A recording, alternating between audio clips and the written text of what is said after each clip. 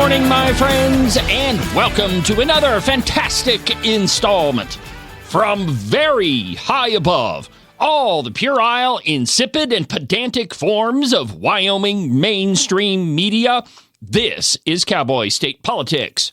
I, of course, am your illustrious host, David Iverson, firmly ensconced behind the silver Cowboy State Politics microphone and broadcasting to you from the base of the Bighorns at the Cowboy State Politics Studio in Sheridan, Wyoming. Good morning, my friends, and welcome to the program. Happy Monday.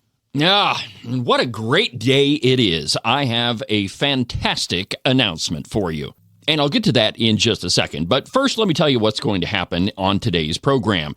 I'm going to take you all the way back to January 9th to an Appropriations Committee meeting in which they were questioning the University of Wyoming about Eco-Feminism. I bet that you don't even know what that is. Well, to be perfectly honest, I have no idea what it is either, except that it is complete and utter nonsense. Absolute sophistry. The old 1828 defines the word sophistry as fallacious reasoning. Reasoning that is sound in appearance only. In other words, nice-sounding gobbledygook. And the only defense that the University of Wyoming had when asked about their courses in Eco-Feminism was, well, we don't offer that course anymore. Well, as you can imagine, that didn't go over too well with the members of the Joint Appropriations Committee, and I've got some great sound bites from that portion of the meeting that I'm going to play for you here directly. But first, I have to tell you about my fantastic announcement this morning. And before I even go into that, I want to wish Agent 29 a very happy birthday. That's right, my friends. It is the producer of Cowboy State Politics Live's birthday today. Well, and I suppose we could say it is Representative Ken Pendergraft's birthday. So, happy birthday, my friend. Only slightly less important than that is the announcement I have for you today. Drum roll, please. I woke up this morning to find that the Open Range Records Android app is approved and available on Google Play. You can go download it right now. That is, of course, if you have an Android phone. Sorry about all you people that use Apple products, but I had to make a choice, which app to program first, and it made sense to me to start with the thing that I understand the most. And it wouldn't make much sense for me to program an app that I couldn't test myself. But anyway, the Android app is good to go. And if you don't mind me saying, this is kind of a big deal. Now, the history of Cowboy State Politics is a long list of firsts. Now, while it's true, the Open Range Record is not the first Wyoming news organization to have a mobile app. We are, however, the first Wyoming independent news organization to have a mobile app. And not making any bones about it, I am extraordinarily excited. That's great! That's what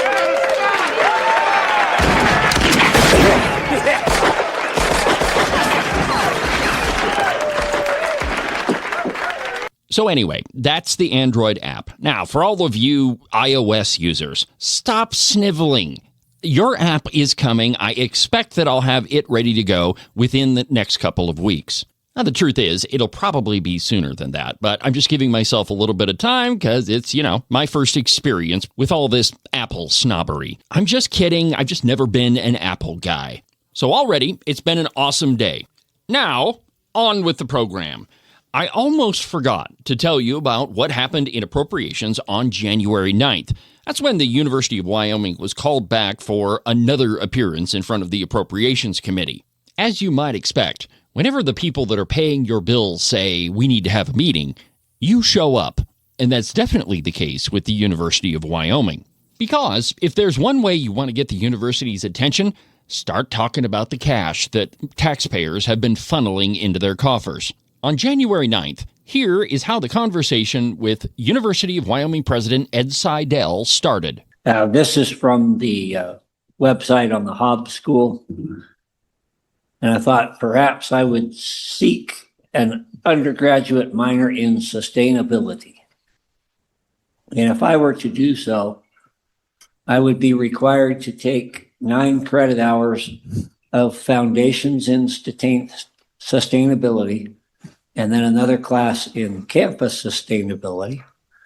And then I would have my choice of the following: social justice in the 21st century, environmental ethics, global justice, environmental justice, environmental sociology, food, health, and justice, diversity and justice in natural resources, or perhaps my favorite, eco-feminism. After I got through with that, I would be treated to such other courses as global climate governance and diversity and justice in natural resources. I'm just wondering why these courses aren't offered in Gillette. A very good question. Why indeed wouldn't a whole bunch of courses that target our extractive industries be offered in America's energy capital?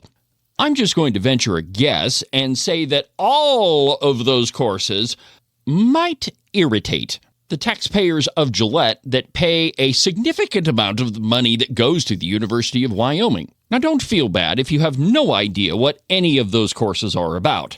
I had to look up a couple of them myself. Like Agent 29, my personal favorite is Eco-Feminism. A quick Google search of what ecofeminism is describes it thusly. Ecofeminism is a movement and theory linking the oppression of women to the exploitation of nature, arguing that patriarchal systems create hierarchies that devalue both women and the environment, leading to domination and destruction. The central idea is that the domination of women and the domination of nature stem from the same patriarchal roots, where both are seen as resources to be controlled. Eco-feminists identify patriarchy, that is, male-dominated society, and associated systems like capitalism as primary drivers of environmental degradation and gender inequality. I bet you didn't know that patriarchy and capitalism are responsible for the domination of women and destruction of the environment.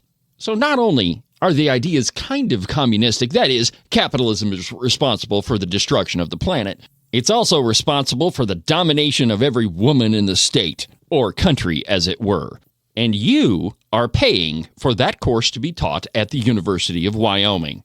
Absolutely fantastic. After Agent 29 asked that question about ecofeminism, the ball was passed to President Ed Seidel of the University of Wyoming. Now, I would play for you his response and his explanation of ecofeminism, but he didn't give one. Instead, he pawned it off on the dean of the Helm School. And she didn't explain the course either, except to say that they don't offer that course anymore. In other words, they got caught red-handed, and they decided that it probably wasn't a good idea to teach that course anymore, as if it ever was to begin with. After the answer-non-answer given by Seidel and the dean of the school, John Baer, co-chairman of the Appropriations Committee, redirected the question back at Ed Seidel. Here's what he said. Appreciate that, Dean.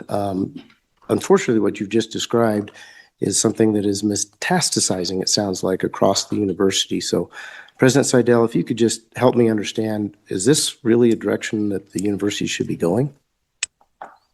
Mr. President? Mr. Chair, Mr. Co-Chair, I believe that the Help School is a very strong component of the university, and I believe it is also responding to the times. And so, as Professor Stolinger mentioned, the particular course that was mentioned has been canceled, so that's not part of the offering right now. And the directions of the school are very much in supporting Wyoming, and the J. Kemmerer Worth Institute's a new program that started just a few years ago as an example of that. It already has produces the largest number of graduates that go out into support Wyoming industries and so on. So I do believe it's an important component, but they're always looking to improve their curriculum and to figure out how to best serve the state. And I believe they do a good job of that. We don't teach that course anymore, so we're off the hook. And how did he put it again? Very much in supporting Wyoming, and I'm sure they are. Let's take a quick break. And when we come back, we'll learn more of why we need to take a course in ecofeminism or whatever.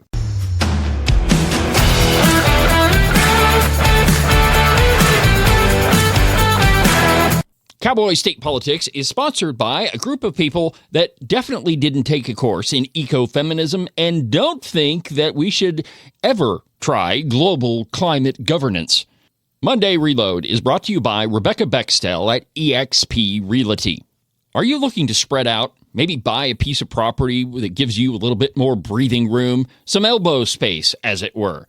Well, Rebecca just listed an 88-acre property over by Lingle. The Diamond Bar Ranch has a riding arena, a shop, a 3,800 square foot house, and it's in a beautiful spot. If you want to get the details on it, call Rebecca. Her phone number is 307-699-3519. One more time, 307-699-3519. Now, if you don't have a riding arena or a barn or a giant warehouse, but you want one, the two people that you should call are Marcos and Jesse at Morton Buildings. Their phone number is 307-674-2532. They're the experts in metal building construction. They've been doing it longer than anybody else around, and they do a much better job than anybody else. And right now, they have a giant sale going on. So whatever building you're thinking about, call Marcos and Jesse. Again, their phone number is 307-674-2532. Or you can check them out on their website, mortonbuildings.com. Make sure that you subscribe and follow the program. That way you can be notified every single time there's a brand new episode of Cowboy State Politics. To do that, go to the website, cowboystatepolitics.com. And while you're there, sign up for the Outrider, the official newsletter of Cowboy State Politics. The first thing you'll see when you get to the website is a pop-up. Just put your email address in there and hit submit, and I'll put you on the list. It's released every Thursday. Well, except if I'm on vacation in New York, then it's not going to get released. But every other Thursday, you'll get a copy of it right in your mailbox. And definitely don't forget about the Open Range Record Android app that was just released today. Just go to the Google Play Store, search for the Open Range Record, and you'll find it. And now, back to our program.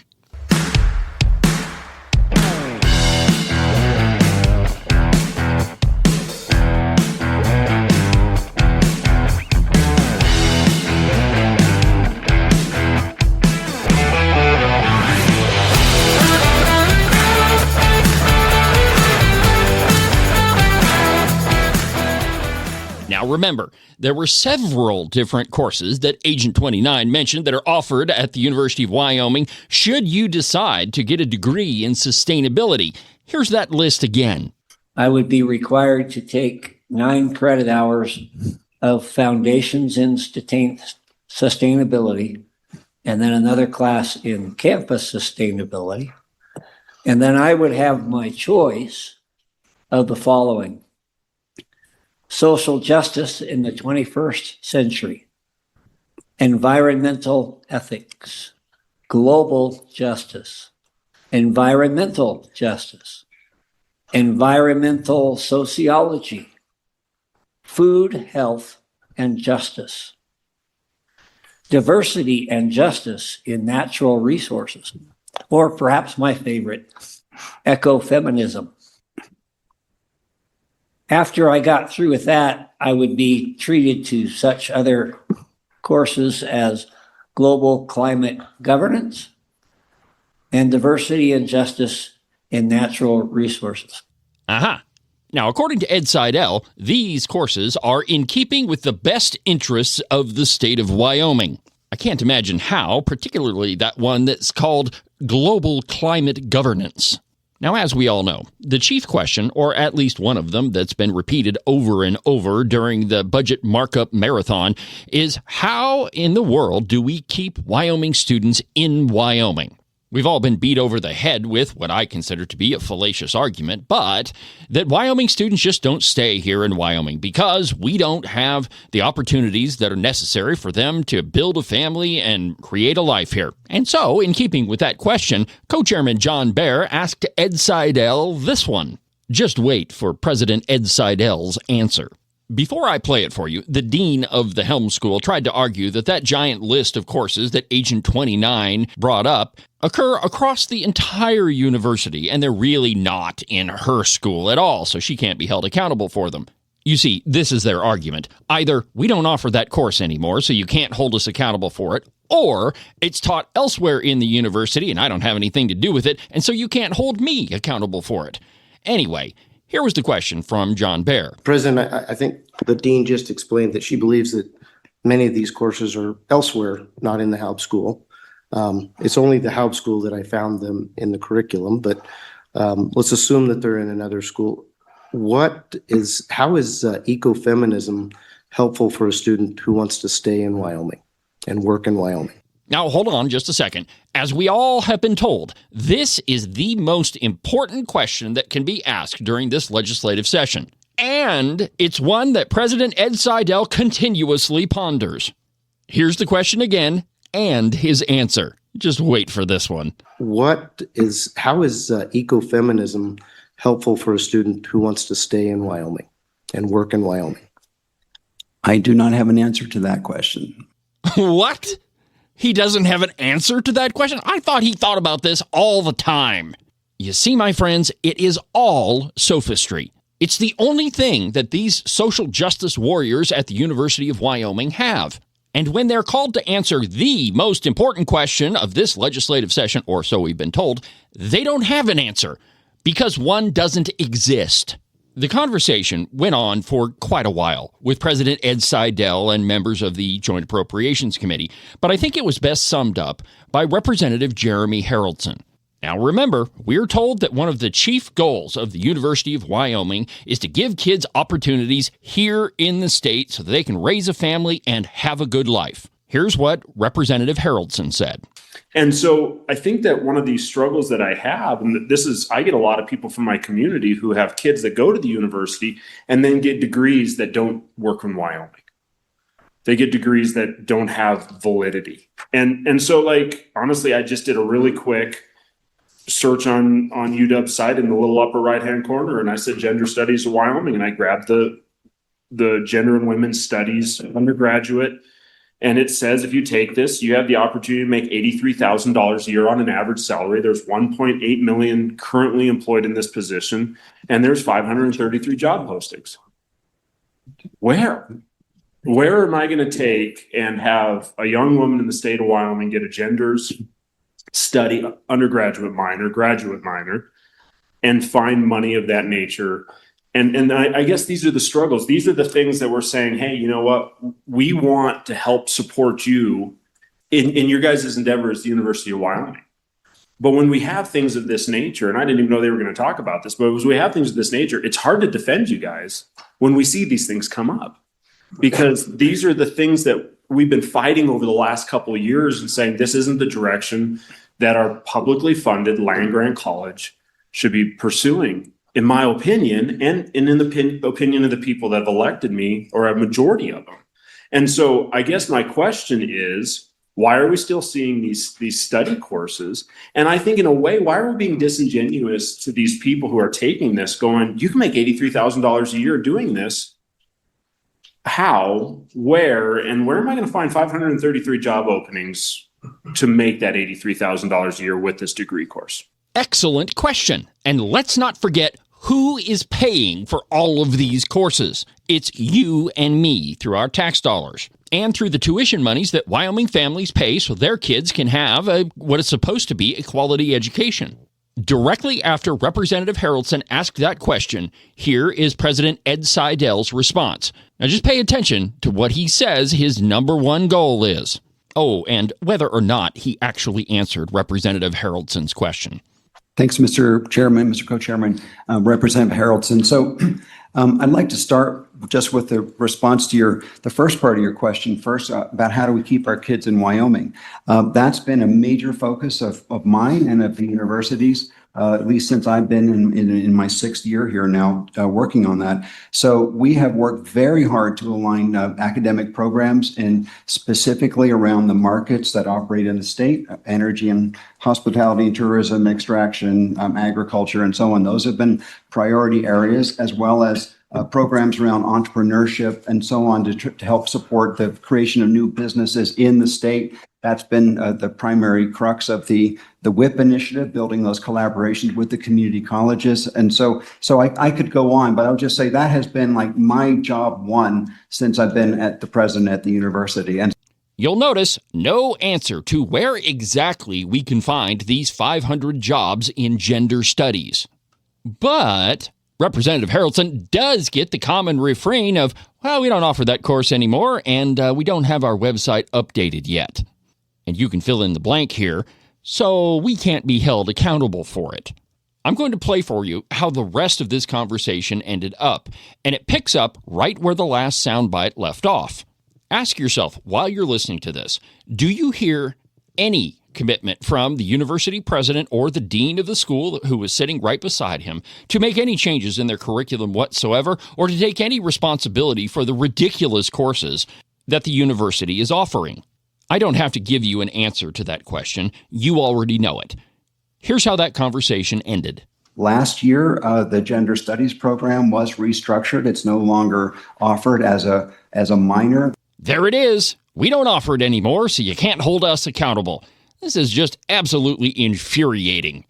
Let's continue. There were not very many students in it at the time, and that was one of the reasons why. So I'm not sure if that perhaps is an old web page that hadn't yet been updated, but it's been part of the reform of the curriculum. You see, it's the website's fault. It's not ours. You can't blame us, and you certainly can't hold us accountable for it.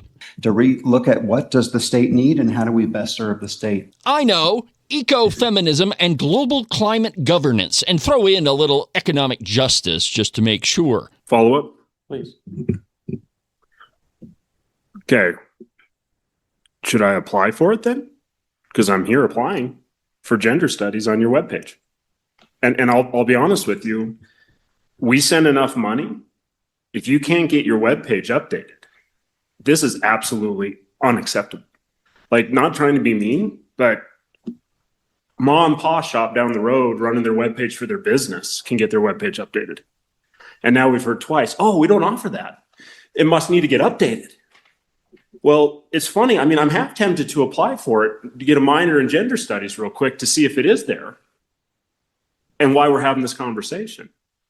I think you guys are aware. I'm behind you guys. My daughter's there. I support the University of Wyoming. But when we do things of this nature, I'll throw the flag every single time because that's not right. Mr. President.